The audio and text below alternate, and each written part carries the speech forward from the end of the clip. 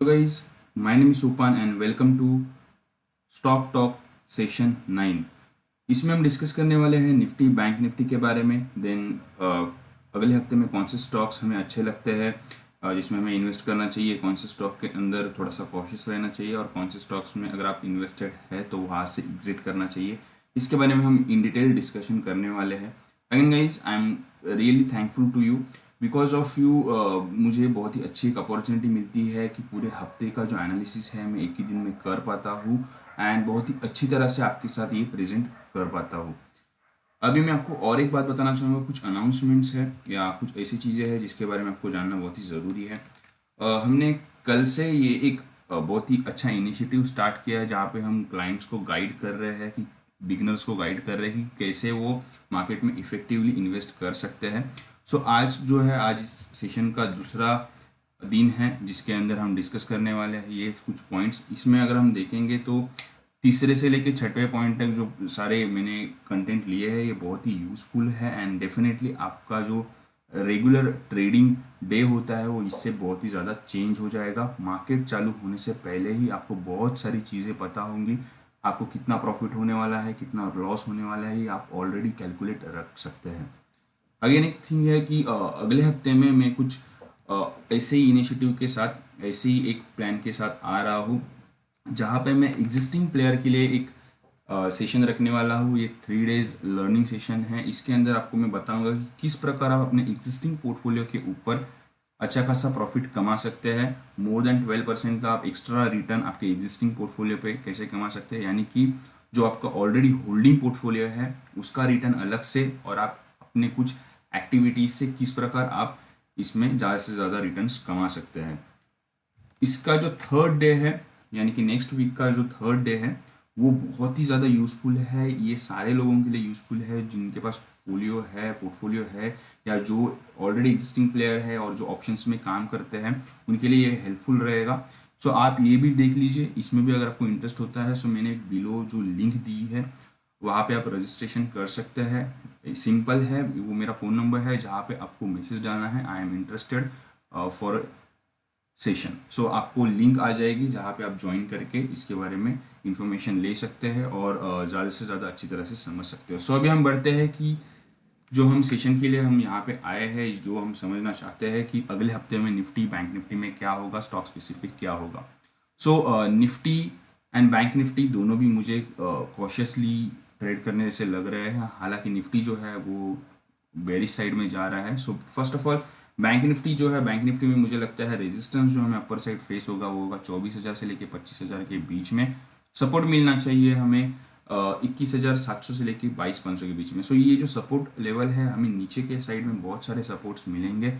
Definitely price action के basis पे अगर हम देखें तो हमें यहाँ पे सपोर्ट्स मिलने चाहिए जो निकल के आ रहा है 22,500 की लेवल। एंड अगर हम मूविंग एवरेज बेसिस पे देखें तो कॉशियस व्यू है, बैंक निफ्टी वीक हुआ है क्योंकि उसने 7 EMA ब्रेक किया है, नीचे की तरफ बढ़ रहा है। साथ ही साथ ADX अगर हम देखें तो वो भी थोड़ा सा वीकनेस की तरफ नजरिया दिखा रहा है। अभी हम देखते हैं कि निफ्टी के अंदर क्या रुझान निकल के आ रहा है। निफ्टी 50 के अंदर अगर हम स्पॉट बेसिस पे देखें सो ये बेरिश हो चुका है आफ्टर लॉन्ग टाइम, मतलब इस फॉल के बाद 27 मई के बाद पहली बार निफ्टी जो है वो 21 EMA के नीचे क्लोज हुआ है। सो डेफिनेटली ये बात जो है ये बेरिशनेस का इंडिकेशन दिखा रही है। एंड ADX में क्रॉसओवर भी इतने लंबे वक्त के बाद आया है। सो गाइज ये जो है आपको थोड़ा सा कॉशियस रहना है। अगेन मैं आपको बताऊंगा मिड कैप स्टॉक्स से निकल के आपको लार्ज कैप स्टॉक्स के अंदर शिफ्ट करना है। इस मार्केट के अंदर भी कुछ स्टॉक्स है जहाँ पे बाइंग अपॉर्चुनिटीज मिल रहे हैं। So again one more thing, आज के दिन में मैंने ऐसे 7 ट्रेडिंग आइडियाज, ऐसे 7 स्टॉक्स बताया है जो मुझे लगते हैं कि अगले हफ्ते में आउट परफॉर्म करने चाहिए। सो अभी हम जाते हैं कि स्टॉक्स की तरफ। लॉरिस लैब के अंदर मुझे लगता है कि एक थोड़ा सा मतलब आपको देखना चाहिए लॉरिस लैब जिस प्रकार ट्रेड हो रहा है अभी तो बुलिश व्यू में है। अपर साइड रेजिस्टेंस जो इसको फेस हो रहा है वो है 1250 का and down side support definitely बहुत ही अच्छी तरह से ये 7 EMA का सपोर्ट ले रहा है बट उसके बहुत ही नज़दीक है एंड 21 EMA इसको और भी अच्छी तरह से सपोर्ट दिला रहा है।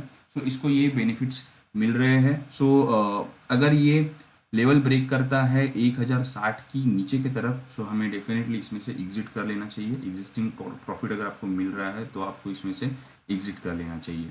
नेक्स्ट स्टॉक जो है वो है IOCPL। ये स्टॉक जो है बहुत ही ज़्यादा अभी इन्वेस्टर फेवरेट बनते जा रहा है एंड बहुत ही ज़्यादा इसके ऊपर कवरेज के लिए डिमांड आ रही है।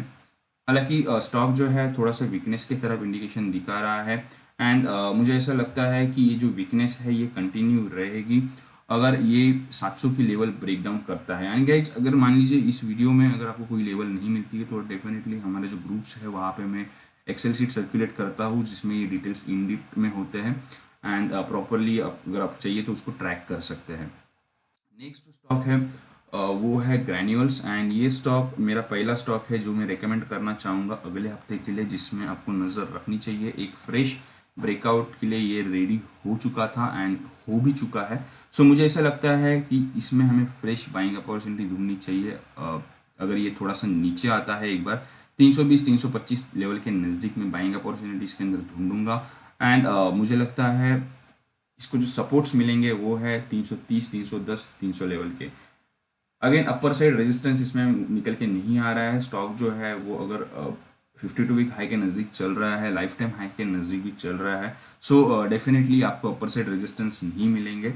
सो ये आपको कंसिडर करके चलना है कि जो सपोर्ट है वो आपको मिलते जाएगा विथ द मूविंग एवरेज। सो ये आपकी नज़रिया रखना चाहिए।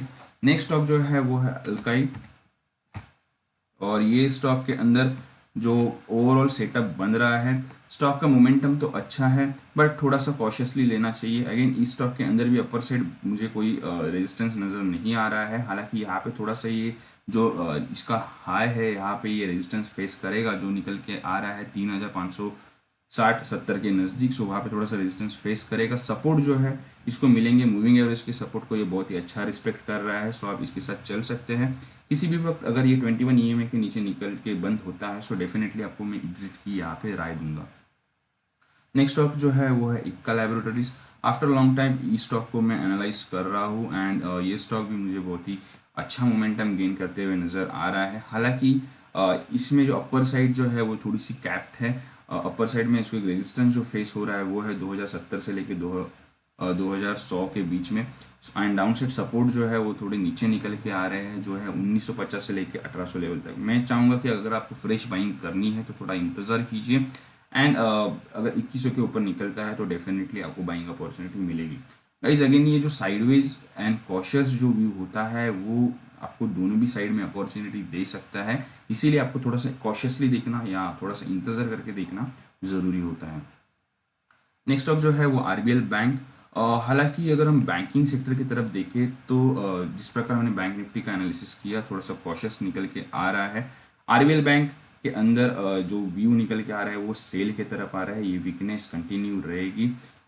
इसका रीज़न ही है कि इसने अपना ट्रेंड भी ब्रेक कर रहा है, साथ ही साथ मूविंग एवरेज को भी रिस्पेक्ट करके ये नीचे आ रहा है। अपर साइड रेजिस्टेंस तो है ही। अपर साइड रेजिस्टेंस जो है वो है 200-205 के बीच में, यहाँ पे रेजिस्टेंस फेस होगा एंड सपोर्ट जो है 160। मतलब यहाँ से बहुत ही बड़ी डाउन साइड निकल के आ रही है। If you have RBL bank in your demat holding so definitely ये एग्जिट करने का टाइम है। अगर ये 205-210 लेवल क्रॉस करता है सो गाइज आप फ्रेश बाई कीजिए। ये जो बीच में के जो 15% है या कह सकते 15-12% जो है ये आप छोड़ दीजिए। यहाँ पे थोड़ा रिस्क लेना नहीं बन रहा है मार्केट के अंदर, बिकॉज ओवरऑल सेंटिमेंट जो है वो थोड़े से हल्के होते हुए नजर आ रहे हैं।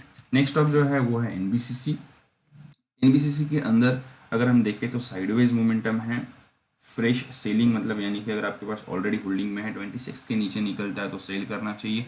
अपर साइड रेजिस्टेंस जो फेस हो गया वो है 29 और 30 रुपये 50 पैसे के बीच में। हालांकि स्टॉक जो है ये बहुत ही अच्छा यहाँ पे मोमेंटम दिखाते हुए आ रहा है, हेल्दी करेक्शन के साथ ऊपर जा रहा है, सो ये अच्छी बात है एंड इसके अंदर पोटेंशियल है फंडामेंटली। सो इस स्टॉक के ऊपर आप नज़र रख सकते हैं। नेक्स्ट स्टॉक जो है वो है सांगी इंडस्ट्रीज। सांगी इंडस्ट्रीज मैं फर्स्ट टाइम इसको एनालाइज कर रहा हूँ। ये स्टॉक जो है ये भी मुझे ऐसा लगता है कि एक कॉशियस तरफ जा रहा है। हालांकि अगर हम ADX में देखें तो डेली बेसिस पे इसमें भी क्रॉसओवर आने के लिए तैयार है एंड 7 EMA के नीचे आया है, बट ये स्टॉक बहुत ही अच्छा सपोर्ट लेता है 21 EMA का। सो मैं थोड़ा सा इंतज़ार करूँगा। अपर साइड रेजिस्टेंस जो है वो 31 का है डाउन साइड सपोर्ट जो इसको मिलेगा वो है 25 रुपये 50 पैसे के नज़दीक।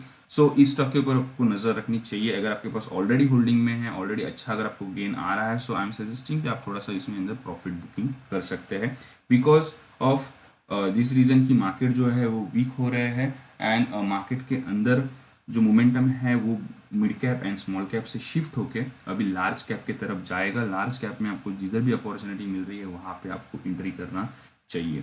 नेक्स्ट स्टॉक जो है वो है बंधन बैंक। गाइज स्पेशली ये स्टॉक मुझे बहुत ही पसंद नहीं है एंड इसका रीज़न भी ये है, फंडामेंटली स्टॉक मुझे बढ़िया नहीं लगता है, फंडामेंटली ये स्टॉक मुझे वीक लगता है। इंट्राडे बेस अगर हम इस वीकली इस पूरे हफ्ते के लिए अगर हम देखें तो इसका मोमेंटम जो है वो है sideways and upper side resistance बहुत ही अच्छी तरह से इसने फेस किया है। जो लास्ट स्टॉक सेशन 8 था उसमें जो मैंने लेवल्स लिए थे उन्हीं लेवल्स को मैं कैरी कर रहा हूँ। मुझे ऐसा नहीं लगता है कि इस स्टॉक के अंदर कुछ भी चेंजेस हुए हैं, ये स्टॉक उसी प्रकार मोमेंटम दिखा रहा है। सो ये मेरे लिए साइडवेज मोमेंटम में है एंड साइडवेज से लेके मैं इसको कंसीडर करूंगा निगेटिव के तरफ। ये स्टॉक किसी भी वक्त क्रैकडाउन दिखा सकता है। नेक्स्ट जो है वो है टाटा केमिकल्स। टाटा केमिकल्स इस स्टॉक के अंदर एक बहुत ही अलग मोमेंटम निकलते आ रहा है। यहाँ पे थोड़ा सा वीकनेस जो है वो अगर हम देखेंगे प्राइस एक्शन बेसिस पे तो कंफर्म हो रहा है कि यहाँ पे स्टॉक जो है वो वीक है। हालांकि नीचे की तरफ जो सपोर्ट निकल के आ रहा है वो है 292 के नज़दीक। अपर साइड रेजिस्टेंस जो फेस होगा इसको वो है 313 से लेके 317 के बीच में। सो ये इंटरडे बेसिस पे या अगर हम इस वीकली बेसिस पे देखें सो ये इस चार्ट के अंदर इस स्टॉक के अंदर वीकनेस कंटिन्यू रहेगी। सो कहीं पे भी आप इसको ऐड ऑन करने के लिए मत देखिए। अगेन स्टॉक क्लियरली नजर आ रहा है कि ऑपरेटिव स्टॉक है, स्टॉक के अंदर बहुत सारे ऑपरेटिव एक्टिविटीज हो रहे हैं। सो इस स्टॉक से लंबे रहने में ही मतलब है, इस स्टॉक में ज़्यादा चांस लेना जरूरी नहीं है। Next stock one of my favourite stock, but मैं इसको रिकमेंड नहीं कर रहा हूँ इस हफ्ते के लिए। लास्ट 2 हफ्ते से कंटिन्यू बेसिस पे मैंने इसको रिकमेंड किया है। 100 रुपीज़ से क्लाइंट की डीमैट होल्डिंग में है, ये जो हमारे क्लाइंट्स हैं उनकी डीमैट होल्डिंग में है। सो ये है टाटा मोटर्स। टाटा मोटर्स में मुझे लगता है ये बुलिश ट्रेंड कंटिन्यू रहेगा। अगर 153 के ऊपर की क्लोजिंग आती है इस हफ्ते में तो डेफिनेटली आप बाइंग अपॉर्चुनिटी ले सकते हैं एंड अपर साइड रेजिस्टेंस जो है वो होगा 50 और 157.50। सपोर्ट जो इसको मिलेगा वो है 143 133 143 और 133 के बीच में आप अगर स्टॉक मिलता है तो डेफिनेटली मैं ऐड करने के लिए कहूँगा आप यहाँ पे थोड़ी सी क्वांटिटी ऐड कर लीजिए। अगर आपके पास नहीं है तो आप यहाँ पे फ्रेश पोजीशन नीचे की तरफ बना सकते हैं। Next stock is Lupin. Lupin जो है अगेन यहाँ पे एक अच्छे हाई के बाद ट्रेंड जो है वो शिफ्ट होते हुए नजर आ रहा है एंड सेंटिमेंट वाइज भी थोड़ा सा स्टॉक वीक होते हुए नजर आ रहा है। सो मुझे लगता है इस हफ्ते के लिए अपर साइड रेजिस्टेंस जो होगा वो है 970 971 के नज़दीक एंड सपोर्ट जो मिलना चाहिए वो है 925 के नज़दीक। अगर ये नीचे निकलता है 920 की लेवल ब्रेक करता है तो डेफिनेटली फ्रेश शॉर्ट कंटेंडर ये बनेगा। इसके अंदर भी वीकनेस कंटिन्यू होगी। अगेन गाइस इसको बेरिश साइड में लेने का रीज़न ये है, अगर हम एडीएक्स देखें तो वो रेडी हो रहा है for a cross over and ये बहुत ही ज़्यादा कॉन्फिडेंट क्रॉस ओवर रहता है। अगर आप एडीएक्स लाइन के साथ ही साथ आप प्लस डीएमए को क्रॉस ओवर करें सो वहाँ पे जो वीकनेस है उसमें स्ट्रेंथ रहती है, वीकनेस ज़्यादा बढ़ते जाती है। नेक्स्ट स्टॉक जो है वो है आइडिया। मोस्ट डिमांडेड स्टॉक है, बहुत सारे लोगों ने इसके बारे में पूछा but guys to be honest मैं इसको बहुत ही ऑनेस्टली मैंने इसको एनालाइज किया है। मैंने किसी को भी खुश करने के लिए इसके अंदर कुछ रखा नहीं है। अपर साइड रेजिस्टेंस मुझे लगता है इसको फेस होगा 13 रुपये से लेकर 14 रुपये के बीच में एंड सपोर्ट जो है वो 8 रुपये के नज़दीक है। सो गाइज लेवल्स जो है बहुत बड़े हैं डेफिनेटली, बिकॉज स्टॉक में लास्ट 4 दिनों के अगर सेशन में हम देखें तो बहुत ही ज़्यादा वॉलेटिलिटी बढ़ी है। अगर हम यहाँ पे एटीआर अगर आप देख पा रहे हो सो एटीआर देखिए किस प्रकार बढ़ा है। सो इसके वजह से इसके लेवल्स जो है वो बहुत ही लंबे और बड़े निकल के आ रहे हैं। व्यू जो है कॉशियस है, आपके पास ऑलरेडी है, डेफिनेटली बने रहिए। बट अगेन सर्किट पे चलने वाला स्टॉक है, हालांकि एफएनओ का स्टॉक है, फिर भी जो सर्किट लॉकर्स लगते हैं हमने देखे हैं ये जब नीचे जाता है तो आपको निकलने के लिए चांस नहीं मिलता है। सो आपको थोड़ा सा कॉशियसली रहना है। डेफिनेटली मैं प्रॉफिट्स बुक करने के लिए नहीं कहूँगा, अभी भी आप थोड़ा इंतजार कर सकते हैं बिकॉज इन लेवल्स के ऊपर आइडिया छोड़ने का मतलब नहीं है। एक बार ये 20 लेवल 20 रुपीज़ की लेवल क्रॉस ओवर करता है सो वहाँ से एक फ्रेश बाइंग आनी चाहिए, आपको एक कॉन्फिडेंट बाइंग आते हुए नजर आएगी। Next stock for today is Chambal fertiliser. Again Chambal fertiliser भी कंटिन्यू बेसिस पे हम एनालाइज कर रहे हैं। इसके अंदर जो व्यू निकल के आ रहा है बेरी साइड के नज़र या निकल के आ रहा है, सपोर्ट जो है वो है 142 से लेके 133 के बीच में। अपर साइड रेजिस्टेंस जो इसको फेस होगा वो है 149 से लेके 152 के बीच में। मतलब मैंने रेजिस्टेंस जो है वो मैंने लिए है EMA बेसिस पे मैंने रेजिस्टेंस लिए है, बिकॉज मोमेंटम अगर हम देखें अगेन ये भी ऑपरेटिव स्टॉक जैसे ही लग रहा है। अगर हम मोमेंटम देखें तो डाउनवर्ड ही है, सो आप डेफिनेटली मूविंग एवरेज को रिस्पेक्ट करके यहाँ पे आप शॉर्टिंग अपॉर्चुनिटी या निकलने की यहाँ पे आप अपॉर्चुनिटी देख सकते हैं। नेक्स्ट स्टॉक इस टाटा कंज्यूमर। इस स्टॉक के अंदर जो मोमेंटम गेन हुआ है, one of my friend Pramod, he is an CA जिसने CFA जिसने इसको सजेस्ट किया था at the level of 350 rupees. So यहाँ से ये स्टॉक का मोमेंटम कंटिन्यू है, ब्रेकआउट हो चुका है। यस्टरडेज क्लोजिंग यानी कि फ्राइडे की जो क्लोजिंग है वो भी हेल्दी आई है। बट गाइज अगर आपके पास होल्डिंग में है एंड अगर आपको प्रॉफिट्स बुक करने हैं तो ट्रेलिंग स्टॉप लॉस के साथ चलिए। 525 के नीचे निकलता है तो एग्जिट कीजिए। फ्रेश शॉर्ट सेलिंग के लिए मैं यहाँ पे नहीं कहूँगा। अगर आप कंजर्वेटिव ट्रेडर है तो एग्जिट कीजिए, या आप 10% के स्टॉप लॉस के साथ इसको अपने साथ कैरी रख सकते हैं। इसको जो सपोर्ट मिलेंगे वो है 555 और 530 इस हफ्ते के लिए। एंड स्टॉक में मोमेंटम मुझे लगता है कंटिन्यू रहेगा जिस प्रकार ओवरऑल इसकी फंडामेंटल्स है। सो ये स्टॉक में ये मोमेंटम कंटिन्यू रहेगा। नेक्स्ट जो स्टॉक है जिसको मैं मेरी तरफ से सजेस्ट करना चाहूँगा इस हफ्ते के लिए वो है मारुति।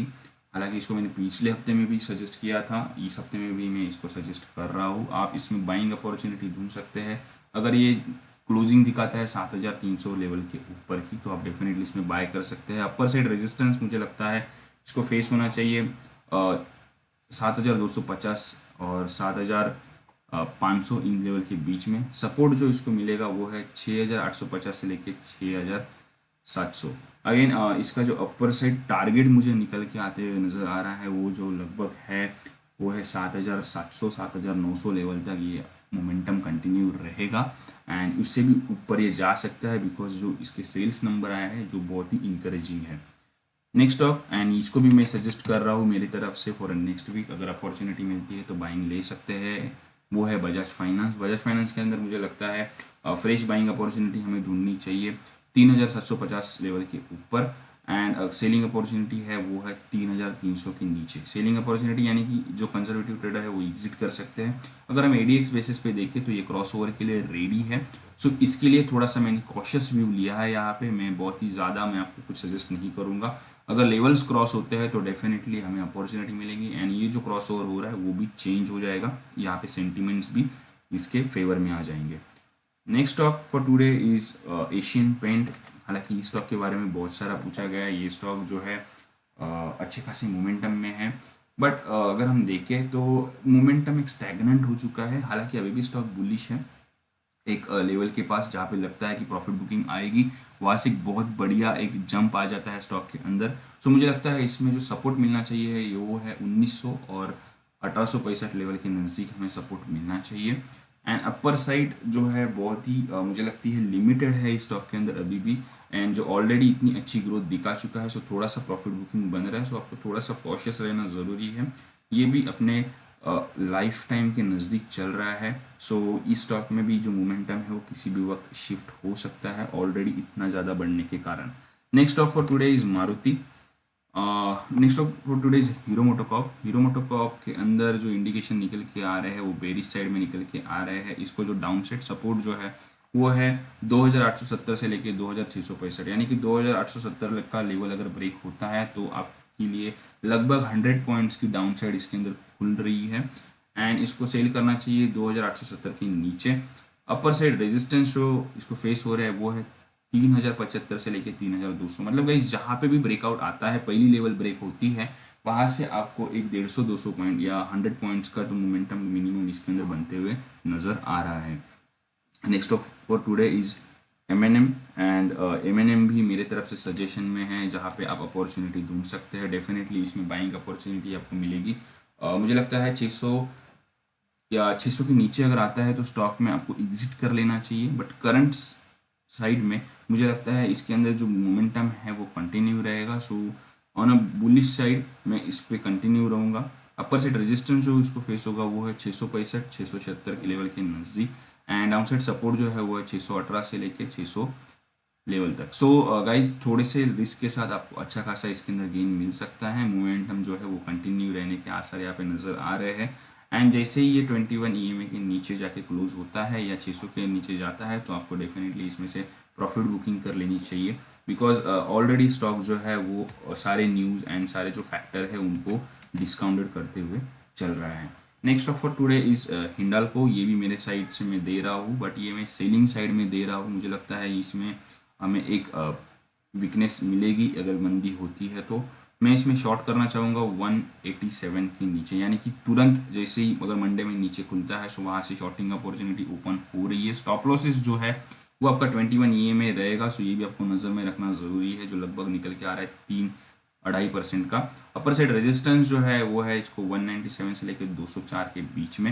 एंड सपोर्ट जो मिलेगा वो है 187 जो ब्रेक होने के कगार पे है। एंड नेक्स्ट सपोर्ट जो है लगभग 10 रुपये नीचे है 178 रुपीज़ में।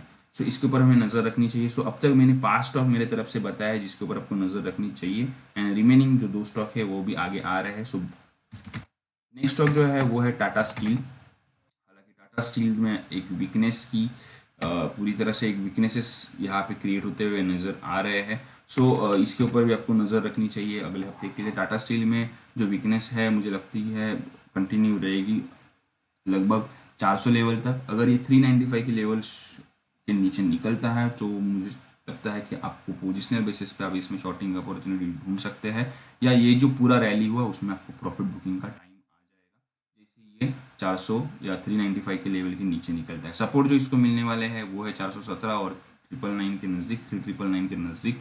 अपर साइड रेजिस्टेंस जो फेस होगा वो है 450 से लेके 467 के नज़दीक। सो ये है टाटा स्टील। अभी नेक्स्ट स्टॉक है वो है एयरटेल। एयरटेल में आफ्टर एक न्यूज़ फ्लो बहुत ही अच्छा अपने मोमेंटम देखा, बट उसके साथ ही साथ जैसे ही न्यूज़ निकल गई, जैसे पूरी इवेंट डिस्काउंट हो गया, उसके बाद इस स्टॉक के अंदर वीकनेस जो है वो कंटिन्यू रही। इसको जो अपर साइड रेजिस्टेंस जो फेस हुआ जो 564 के नज़दीक इसको अपर साइड रेजिस्टेंस फेस हुआ। एंड जो अभी इस हफ्ते के लिए मुझे लगता है हमें जो रेजिस्टेंस है वो है 565 जो क्रूशल रेजिस्टेंस है। एंड सपोर्ट जो है वो 500 रुपये का है। जैसे ही ये 510 के नीचे निकलता है फ्रेश शॉर्टिंग अपॉर्चुनिटी हमें ढूंढनी चाहिए। एंड ये मंदी जो है कंटिन्यू रहेगी प्रोबेबली टिल 485।